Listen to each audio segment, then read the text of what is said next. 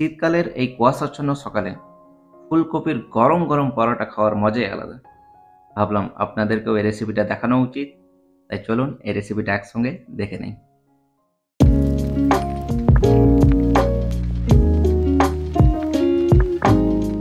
শুরুতে নিয়ে নিতে হবে গমের আটা, ফুলকপি যেটা কেটে কেটে ছোট পিস করে নিতে হবে, লঙ্কা কুচি করে নিতে হবে, নিয়ে নিতে হবে কাঁচা জিরে ও লবণ।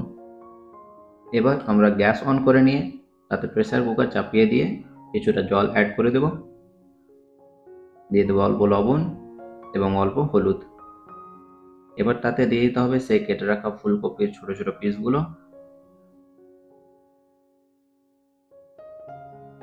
এবার ঢাকনা লাগিয়ে দিয়ে এটাকে ভালো মতো করে সিদ্ধ করতে হবে। মিনিমাম 2 থেকে 3 বার সিটি দেওয়া পর্যন্ত এটাকে সিদ্ধ করবেন, তাতে কম হলে ভালো মতো সিদ্ধ নাও হতে পারে। দেখতে পাচ্ছেন সিদ্ধ হয়ে গিয়েছে।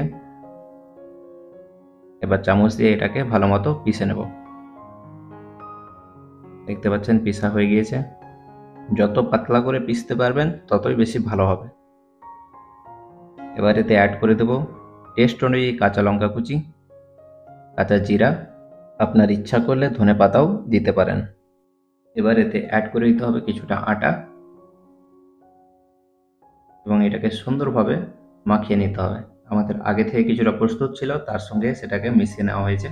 দেখতে পাচ্ছেন খুব সুন্দরভাবে মাখানো হয়েছে। এবার এটা থেকে ছোট ছোট করে টুকরো কেটে নিয়ে দই তৈরি করব। ছোট ছোট গোল গোল করে ছোট ছোট দই তৈরি করবেন, তাতে বেশি ভালো হবে, দেখতেও ভালো লাগবে, খেতেও ভালো লাগবে। দেখতে পাচ্ছেন একে একে আমাদের দইগুলো তৈরি হয়ে গেল। এবার এক একটা দইকে সুন্দরভাবে গোল গোল করে বেলে নিতে হবে। দেখতে পাচ্ছেন একে একে দইগুলো বেলে নেওয়া হয়েছে, গোল গোল হয়েছে প্রায়। এবার গ্যাস অন করে তাতে একটা প্যান চাপিয়ে দেবো এবং তাতে দিয়ে দেবো সানফ্লাওয়ার অয়েল এবং তাতে এক একটা বেলে নেওয়া সেই রুটিগুলোকে ভেজে নিতে হবে।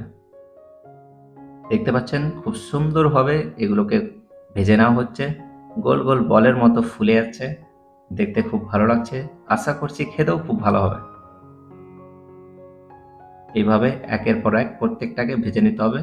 আমাদের ভাজা প্রায় হয়ে এলো, দেখতে পাচ্ছেন।